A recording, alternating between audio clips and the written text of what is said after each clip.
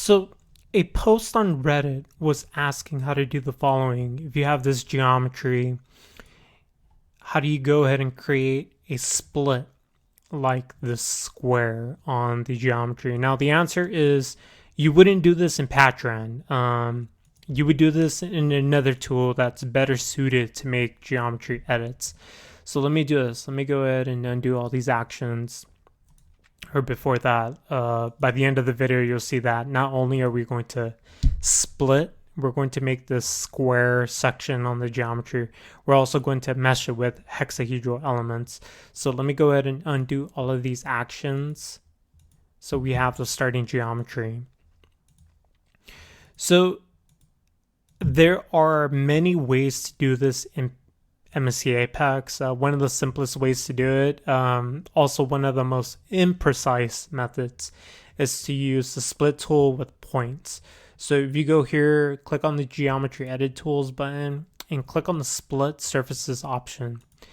Now, here you can go ahead and select this face. So by default, this might not be selected. Or here, I'll get back to that in a moment. Select the face you want to split, left click, click the scroll wheel or the middle mouse button or MMB, it turns purple. Now you can pick points on the surface that will draw dotted lines. The dotted lines are going to be your preview of the split. So here, let me select this edge, maybe a point in the middle, and then another point on this other edge. Now it's going to want to use a curved line to make the split.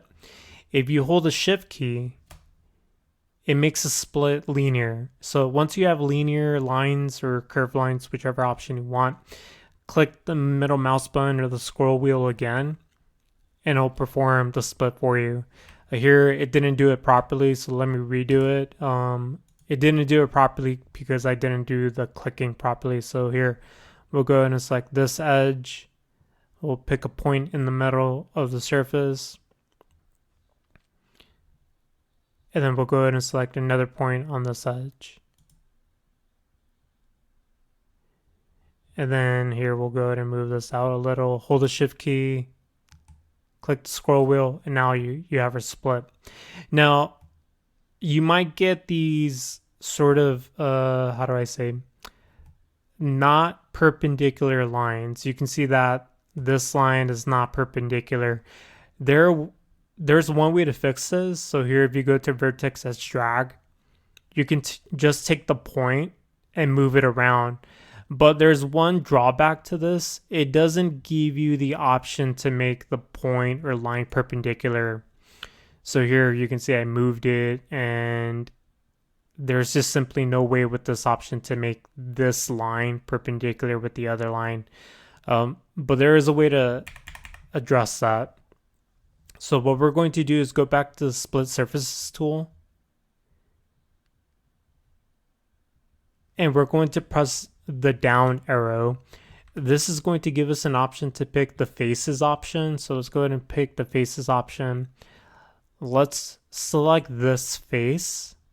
Let's select that face and press the delete key. This is going to ask you, do you want to delete that face? Now, when you do this, here in the top left, you'll notice that right now we're dealing with solid geometry. When I confirm yes on this action, it makes everything a surface now.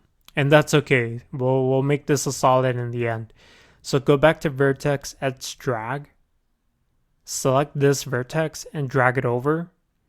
And then eventually you'll get like this very special dotted line. There we go. You get this blue dotted line. That's telling you that you're perpendicular to another line. So if you do that, and if you inspect the geometry, you'll notice that now you have something that's a little bit more perpendicular than it was before. Now, you can do it to the other vertex, but to make this a quick video, I'll go ahead and skip that for now. Now, how do we recreate the solid geometry? If you go to the filler tool, there are two ways to use the filler tool. Right now, the lightning bolt is on, so this is yellow. as soon as you click an edge, it will try to fill in the surface. So here, if we click this edge, it will automatically create the face and it will create the solid geometry. Now let me undo that again. Now what it's doing is the following. Here I've disabled the automatic execution. I've disabled the lightning bolt. What it's automatically doing, once you select this edge, it'll automatically select adjacent edges. So here, this white line is a preview of the new face. If you commit that action, you get a triangle face. Here, what the automatic execution is doing, it's automatically selecting adjacent edges. And then once it's done detecting adjacent edges and it detects the loop, so it's looped around 4 edges, it automatically performs the fill. So that's how you can manually do it or automatically do it. Okay then, so I think we're done with the split. Let's go ahead and move on to the meshing option. Now, I'm using an older version of Apex today, so when you use the mesher, it might be a little different. I believe this 2D 2.5D meshing tool is in the solid meshing tool in newer versions of Apex. But anyways, once you open the 2.5D meshing tool, the geometry is green, so you can go ahead and just give it a mesh. So let's go ahead and give it a hexahedral mesh. Okay, perfect. So now we have our geometry and mesh. What you can do is the following. You can right click on the part, the solid of the mesh, and you can go to export. So let's go ahead and do that. We're going to export a parasolid geometry file. So we'll go ahead and call this maybe part 2. So we'll go ahead and export that. And then for the mesh, we'll go ahead and export that. Maybe we'll use the default units that are available. So I think this might be meters, kilograms, newtons. Okay, so we've exported that. Now, here in Patran, there are a few things you can do. Let me create a new group in Patran. And we'll call it group B as an example. And then we'll go ahead and hide the default group. So group B is completely empty. You can go to import model, parasolid, and select the new part 2. But first, let's go ahead and import the mesh. So we'll go to import model, Nastran input. And here, let's go ahead and find where we exported the mesh. So here it's telling me that I exported it to documents, MSC Apex workspace, mesh 1. Okay, so here let's go ahead and import that.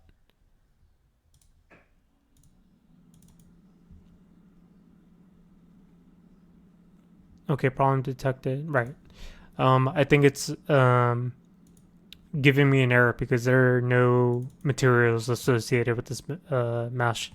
Okay, so now I've imported the mesh. Let's import the parasolid that contains the split geometry. So here, let's change this to parasolid part 2 and apply. Sometimes the units, the scaling in the parasolid won't align with the mesh. You can see that the mesh is this big or small, but the parasolid is significantly larger. So let's undo that and let's redo that.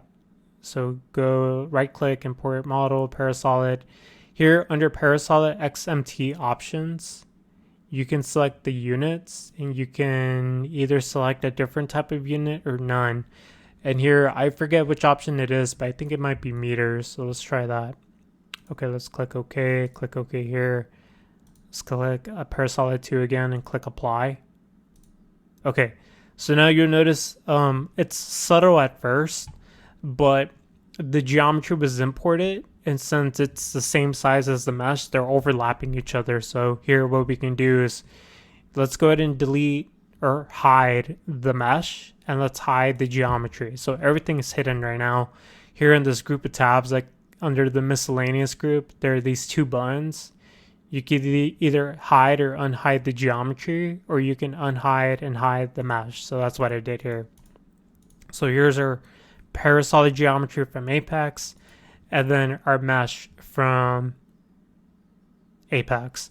Now, when you want to apply a load or a material, there are two different ways of doing this. Here, let's go and hide the mesh for a moment.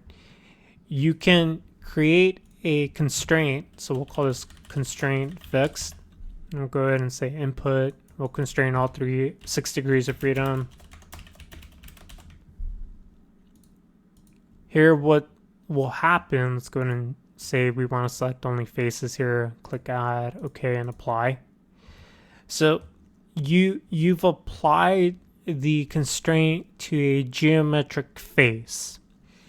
If there was an underlying mesh, the constraint will cascade down to the associated elements.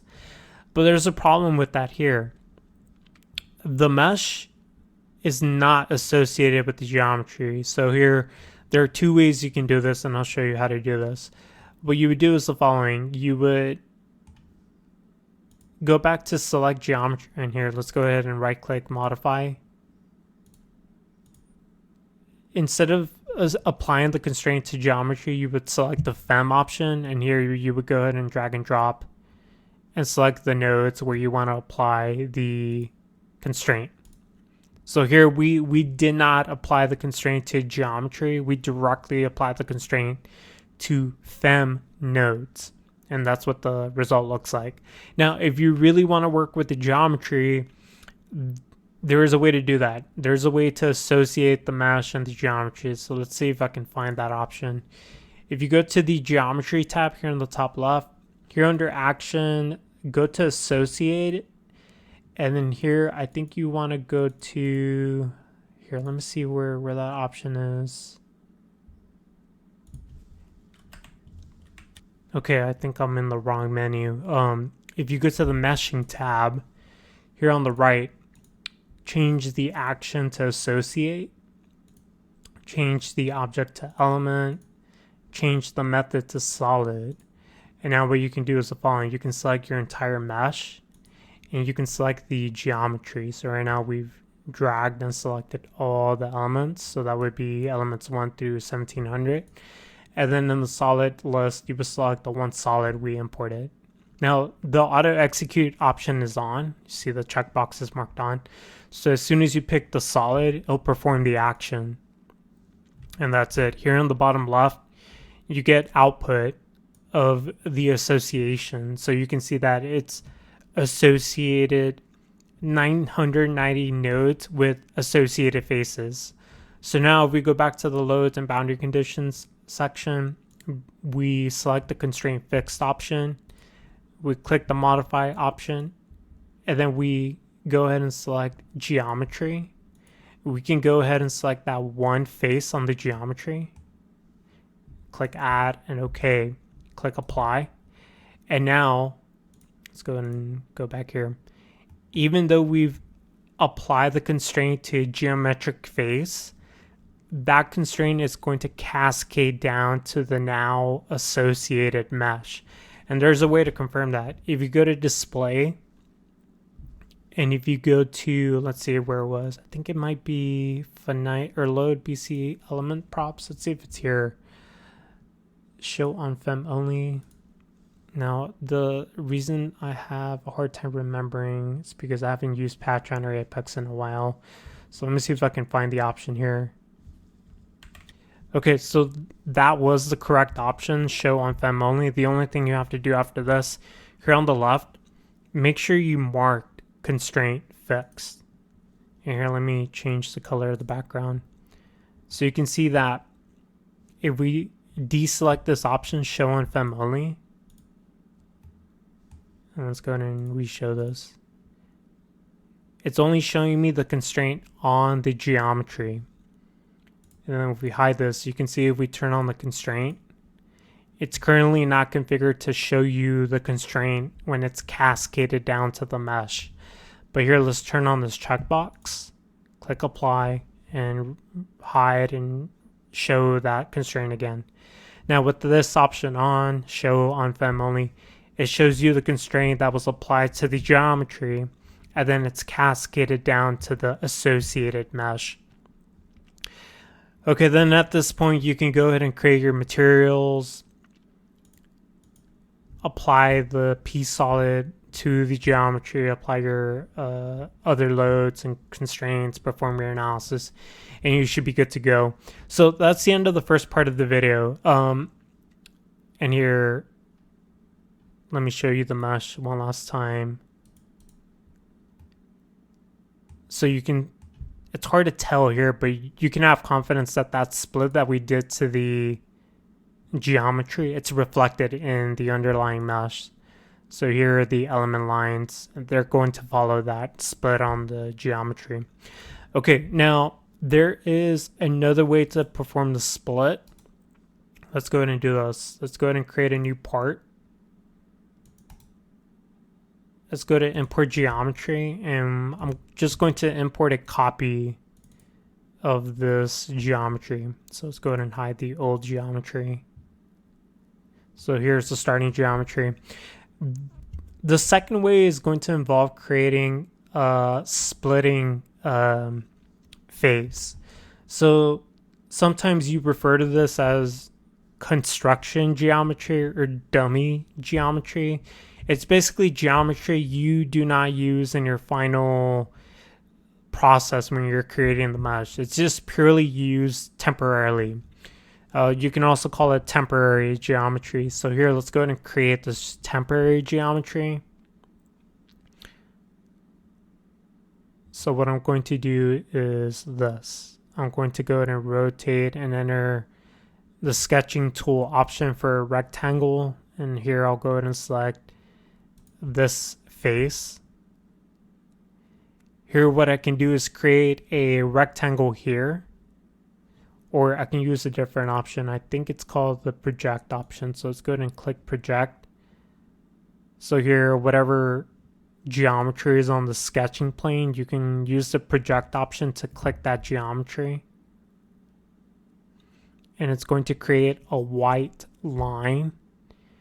And that white line, when you exit the sketcher, it's going to create a geometry by looping through all the edges and the vertices. So here I've selected the 4 edges, and then when I click exit, it's going to go ahead and create a new face. So that's what I have here. Now let me hide this geometry for a quick moment. Let me expand the size of this one face. So if we rotate this a little, this is our face. So when I expand this, this is what the result looks like. Now, the face should be larger than the cross section of the geometry you want to split. So that's what the face looks like. Now, we are going to use the translation option here to move the face and rotate it a little. So let's click transform. And here, let's see, we are going to move this. So let's go ahead and select this face. And we're going to translate it a little to the right. So let's see if I have to, okay, so I do have to select this. So let's move this to the right a few millimeters.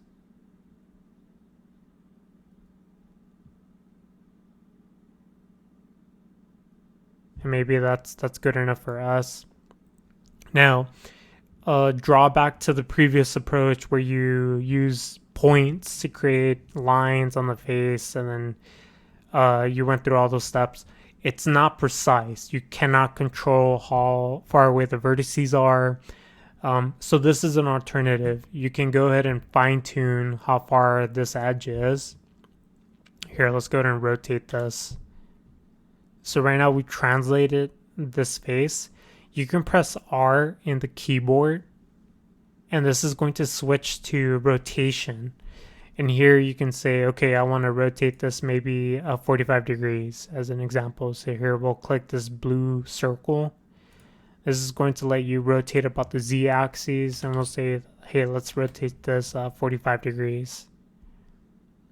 And you press enter, and that'll go ahead and perform the rotation. And here the rotation was in the wrong direction, so let's undo this. So we'll click undo here on the top left. and we'll redo that. So let's go ahead and select this, the blue circle. And this time we'll say rotate it negative 45 degrees. And I'm wondering if that's going to be enough. Oh, let's try it.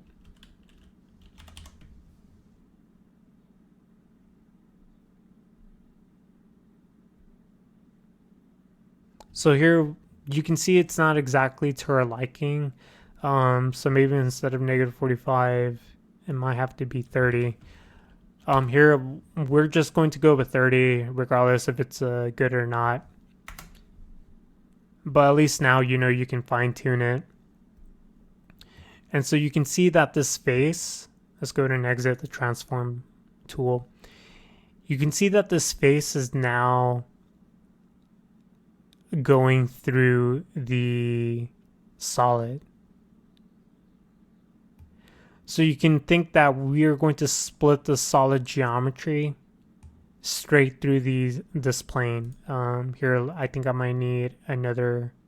I'll show you this one time because this would just make the video too long. If we go to the split surfaces tool, we can click this other option, split surface using surface plane. So here, once you're in that tool, let's go ahead and select this face. If you want, you can also select the other face on the adjacent or the opposite side. So here I've selected both the top and the bottom. Click the mouse or the scroll wheel, the MMB or the middle mouse button. It should turn purple. And then select the larger face. And then this is going to split the solid geometry. So let's go ahead and hide the surface. And this is what the split looks like. So that's how you can use this alternative method to split the solid geometry.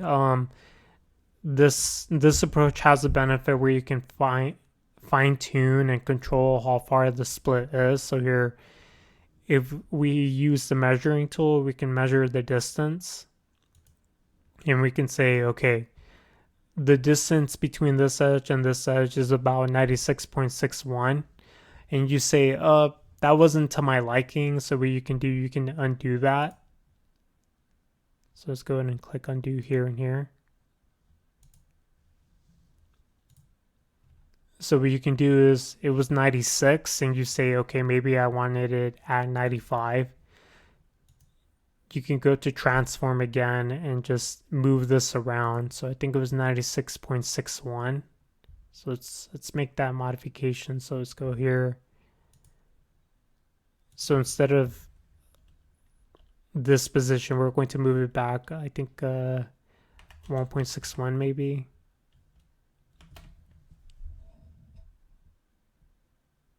So yeah, here I've typed in negative 1.61. I think it was 96.61 millimeters. So we want to go back negative 1.61 millimeters. That should leave us at around 95 millimeters. So let's go ahead and commit that action. Now, once this is done, once you've moved it, you can go back to split, remeasure, and see if you're where you want to be at. So again, the first approach was quick but kind of imprecise. The second method, it's more precise. It's a little bit more involved, but I wanted to show you a second approach.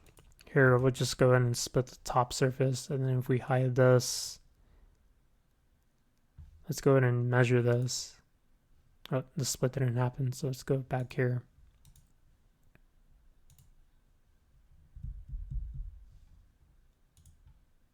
So say we want to split this face using this face.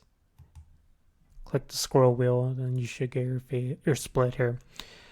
Now let's go ahead and measure. So we'll take this edge and this edge. And here we're still a little off. It's at 95.26, so I need to translate it 0.26 millimeters. But I think you get the idea. This second approach, it's more involved, but it gives you more control as to how far the splits are.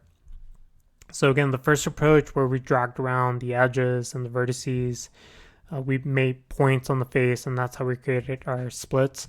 That was quick but imprecise. The second approach is more involved and more precise. So I'll leave it up to you which approach you want to take. The important part is that with Apex, you can really go quick with your geometry edits and your meshing. You saw how we were able to export the geometry in the mesh, and here in Patran, we were able to import that and carry on with our work. So hopefully that answers the question. And as always, thank you for watching.